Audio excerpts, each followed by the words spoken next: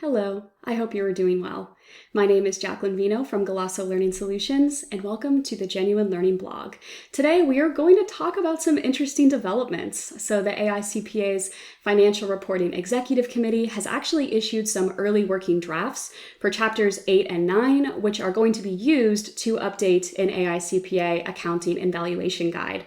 So this project is still very much in its earlier stages, just because right now we only have a working draft from them, but the draft does provide some guidance for a couple of different parties, such as financial statement preparers, independent auditors, and also valuation specialists. So what we are going to do today is talk a little bit about this valuation guide and what are some of the updates that we can expect from chapters 8 and 9. So with that being said, let's go ahead and get started.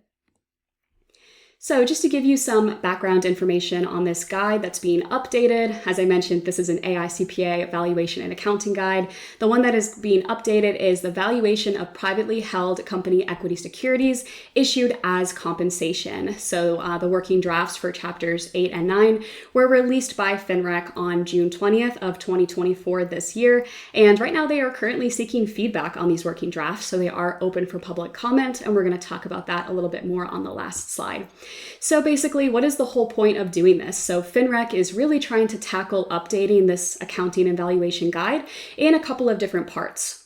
So the working drafts from chapters 8 and 9, they're really kind of the first part in some broader updates that are going to be happening in the future. So what they are trying to do is update the old 2013 edition of this guide, and they're just trying to update it for more modern times. And that's what makes the A&A world so exciting, right? That's one of the beauties of being a CPA. Things are always changing. There's always lots of exciting things going on, lots of new things to learn.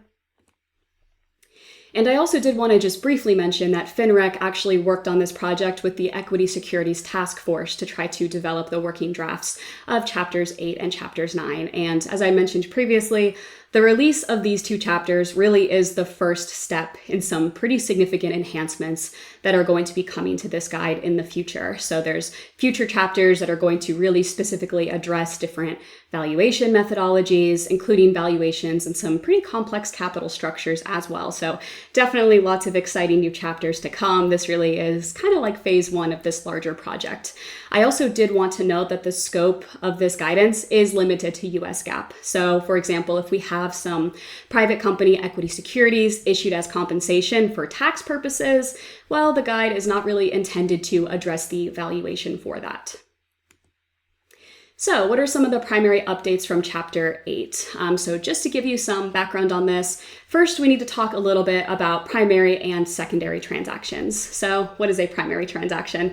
Basically, this is the original issuance of some private company, equity securities or whatever that might be, debt instruments to an investor, right? So anytime there's an original issuance of that security from the private company to the investor. And of course, this is other than in a public offering. So this is typically done for a number of reasons, right? Just to raise funds, or maybe it's in connection with other negotiations.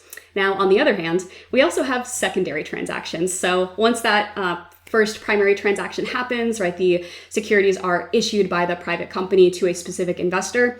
That doesn't mean that that investor is always going to hold on to that security, right? What they can do is they can go ahead and go on a secondary market where they trade with other investors, they try to sell that security. Just because they purchase that security initially in a primary transaction, right, doesn't mean that we're always going to have that. So we have primary transactions, right, that is that initial issuance, and then we have secondary, right, any transaction that happens after the fact, right, after that primary transaction.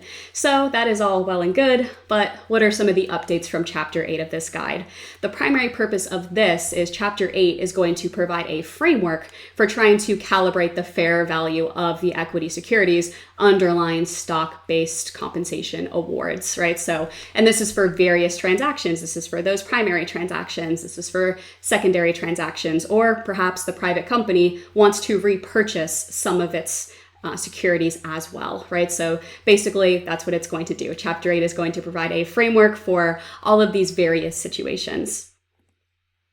Additionally, we have Chapter 9 here. So Chapter 9 has selected accounting and disclosure matters. So as we previously mentioned, kind of getting into what are some of those secondary transactions. One of the updates from proposed working draft of Chapter 9 is that these secondary transactions or any repurchases of those securities basically are going to be assessed under ASC 718, right? So this is compensation, stock compensation in the FASB codification. So basically they're telling us how to handle the accounting for those types of transactions. And in addition, Chapter 9 does expand a little bit more on some of these disclosure considerations as well. So definitely referring us back to the codification for how to account for those transactions and what are some of those disclosure considerations that we want to be thinking about as well.